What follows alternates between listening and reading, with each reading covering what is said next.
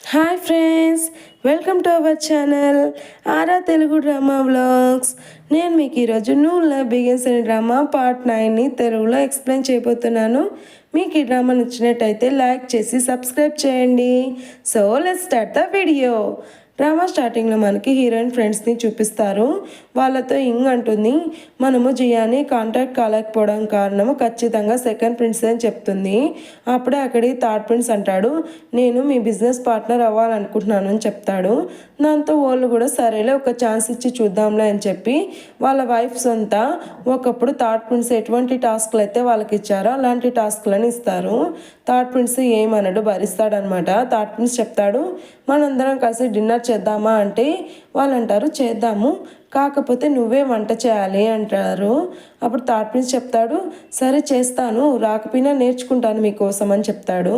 Cut చేస్తే ఇక్కడ జియా మీద ఒక అమ్మ రిచువల్స్ చేస్తూ ఉంటుంది.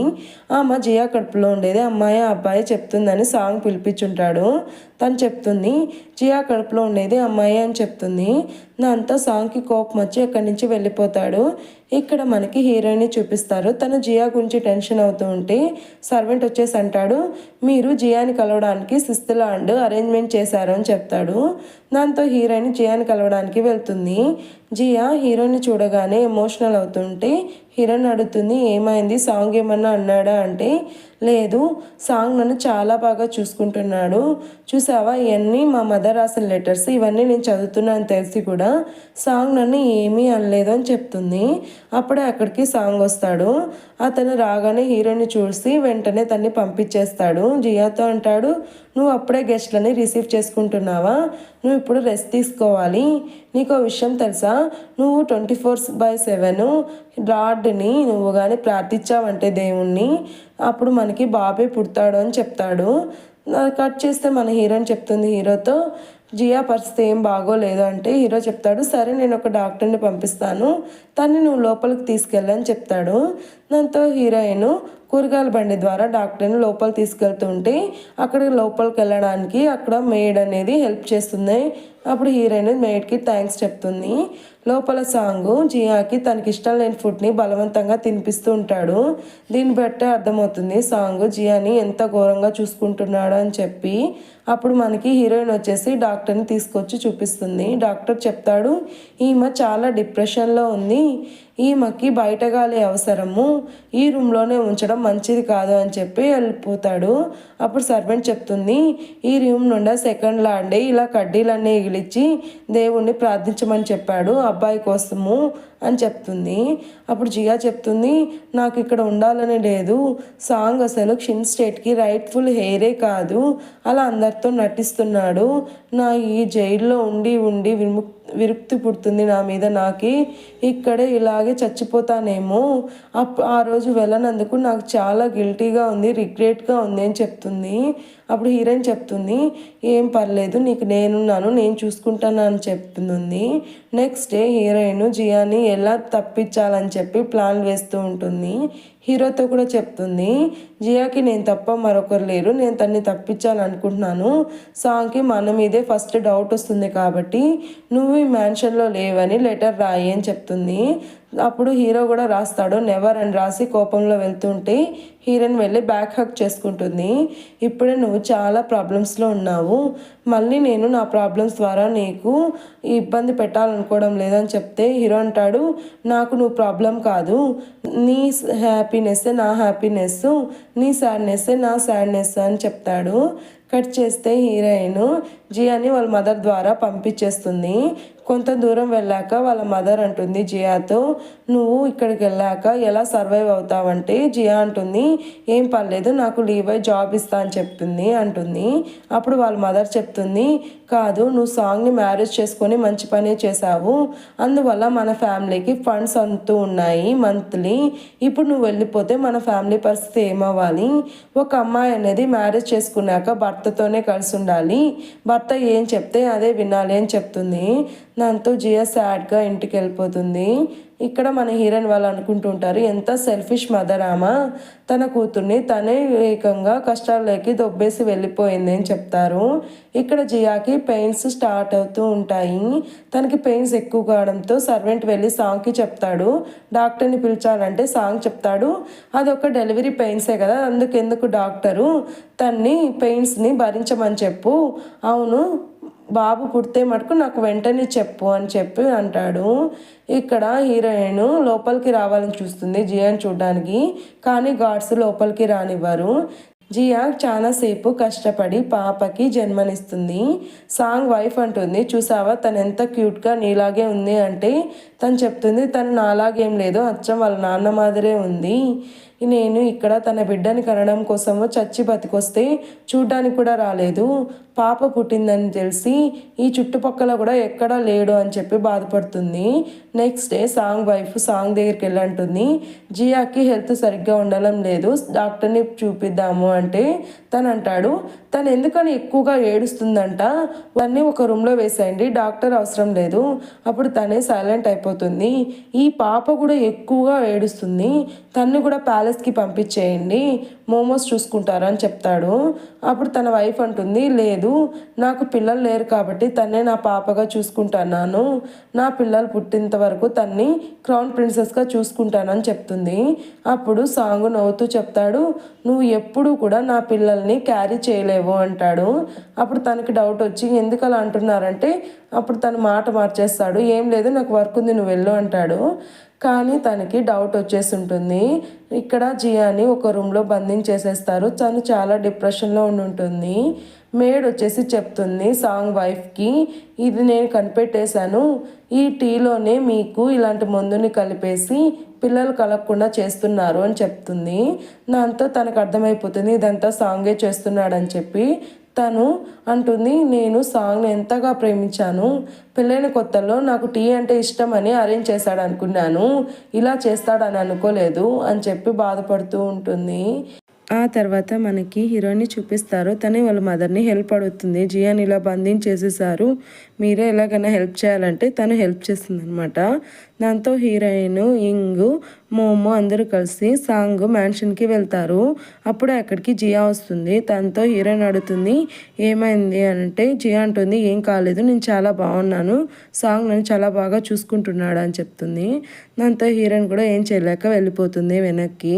సాంగ్ అంటాడు, నువ్వు చాలా మంచి పని చేసావంటే, జియా అంటుంది, నువ్వు అసలు షిన్ స్టేట్కి రైట్ఫుల్ హెయిరే కాదు, ఇన్నాళ్ళు నటిస్తూ వచ్చావు, నాకు అబ్బాయి పుడితే లాట్కి గ్రాండ్ సన్ ఇచ్చి నువ్వు ఫేవర్ అవ్వాలనుకున్నావు, కానీ అలా జరగపోయే తలకి నన్ను ఇలా చేస్తున్నావు అంటుంది. దాంతో సాంగ్కి కోపం వచ్చి తన గొంతు పట్టుకుంటాడు. తను అంటాడు, నేను నిన్ను ఎందుకు సెలెక్ట్ చేసుకున్నానో తెలుసా, ఎందుకంటే నీకు నేను తప్ప మరో దిక్కు లేదు, నన్ను కాదని నువ్వెక్కడికి వెళ్ళలేవు, నీలాంటి లో లైఫ్ అమ్మాయికి డిగ్నిటీ సెల్ఫ్ రెస్పెక్ట్ ఇస్తానని ఎలా అనుకున్నావు, అయినా నేను మా ఫాదర్ ముందర తల వంచినా కూడా ప్రతి ఒక్కరూ నా ముందర కూడా తల వంచుతారనే విషయం గుర్తుపెట్టుకో అని చెప్పి వెళ్ళిపోతాడు. నా మాటలకి జియా చాలా డిప్రెషన్లోకి వెళ్ళిపోతుంది. హీరోయిన్ వెళ్తూ ఉంటే నల్లపిల్ల అడ్డుగా వస్తుంది. దాన్ని చూసి హీరోయిన్ ఏది సరిగ్గా లేదు అని చెప్పి జియా కోసం పరిగెత్తుకుంటూ వెళ్తూ ఉంటుంది. ఇక్కడ జియా ఫుల్ డిప్రెషన్లోకి వెళ్ళిపోయి వాటర్లోకి దూకేస్తుంది అనమాట. హీరోయిన్ వెళ్ళి తన్ని కాపాడుతుంది. డాక్టర్ అంటాడు, తన్ని మేము కాపాడలేము, నీళ్ళల్లో చాలాసేపు ఉన్నింది అంటాడు. అప్పుడు హీరోయిన్ అంటుంది, ప్లీజ్ నా ఫ్రెండ్ని ఎలాగైనా మీరే కాపాడండి ప్లీజ్ అంటుంటే, అప్పుడు డాక్టర్ అంటాడు, లార్డ్కి వైద్యం చేస్తే షూ డాక్టర్ అయితే హెల్ప్ చేయగలరు అని చెప్తాడు. దాంతో హీరోయిన్ వెళ్ళి సాంగ్కి చెప్తుంది. కానీ సాంగ్ అంటాడు, తను లార్డ్కి చెక్ చేసే వైద్యుడు, ఎలా నువ్వు అతన్ని ఇక్కడికి రప్పిస్తావు, నేను ఒప్పుకోను అంటాడు. అప్పుడు హీరోయిన్, మీరు రప్పికపోతే ఏంటి, నేనే రప్పిస్తానని చెప్పి వెళ్తుంది. ఇక్కడ ఫిఫ్త్ ప్రిన్స్ తను చచ్చిపోతానని చెప్పి అందరినీ బెదిరించి డాక్టర్ని తీసుకొని వస్తాడు. అయినా ఇక్కడ సాంగ్ ఒప్పుకోడు. తను నా భార్య, తను చావాలనుకుంటున్నప్పుడు చావనివ్వు, తను ఎలా ఉంటాలనేది నా ఇష్టము అని చెప్తాడు. దాంతో హీరోయిన్కి కోపం వచ్చి తన మీద చేయి చేసుకుంటుంది. తను కూడా హీరోయిన్ని కొడతాడనమాట. దాంతో హీరో కోపం వచ్చి సాంగ్ని తంతాడు. అందరూ వెళ్ళండి నేను లోపలికి అని చెప్తాడు. సాంగ్ అంటాడు, ఈ విషయం నాన్నగారికి తెలిస్తే ఏమవుతుందో తెలుసా అంటే, హీరో అంటాడు, నువ్వు చేసే పనులు తెలిస్తే నాన్నగారికి ఎలా ఉంటుందో కూడా నాకు బాగా తెలుసు అని చెప్తాడు. దాంతో సాంగ్ సైలెంట్ అయిపోతాడు. లోపల డాక్టర్ చెక్ చేసి తను కానీ మెలకులోకి వచ్చిందంటే జియా బతికినట్టే అని చెప్తాడు. అలా జియా మెలకులోకి రాగానే హీరోయిన్ వాళ్ళు తనకి ఫుడ్ తినిపిస్తూ ఉంటారు.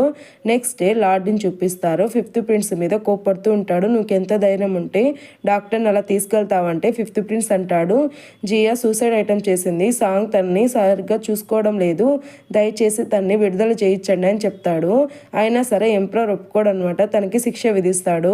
ఇక్కడ థర్డ్ ప్రిన్స్ వాళ్ళ మదర్తో చెప్తాడు, ఇలా సాంగ్ ఇలా చేశాడు, తను సూసైడ్ అటెంప్ట్ చేసింది, దయచేసి తనని విడుదల చేయించండి అని చెప్తాడు. తను ఫస్ట్ కాదంటుంది. అప్పుడే సిక్స్త్ ప్రిన్స్ వాళ్ళ మదర్ ఒక హెయిర్ పిన్ని పంపిస్తుంది. అది సహాయానికి గుర్తు వాళ్ళిద్దరికి మధ్య. అప్పుడు తను కూడా ఆర్డర్స్ పాస్ చేస్తుంది, జియాని విడుదల చేయించండి అని చెప్పి. ఇక్కడ హీరోయిన్ జియాతో ఉంటుంది, త్వరలోనే ఎడిక్ట్ వస్తుంది, కాకపోతే నీ రిప్యుటేషన్ మీద మచ్చపడచ్చు అంటే జియా అంటుంది, రిప్యుటేషన్ గురించి ఎవరు ఆలోచిస్తున్నారు, నా లైఫ్ నాకు ఇంపార్టెంట్ అని చెప్తుంది.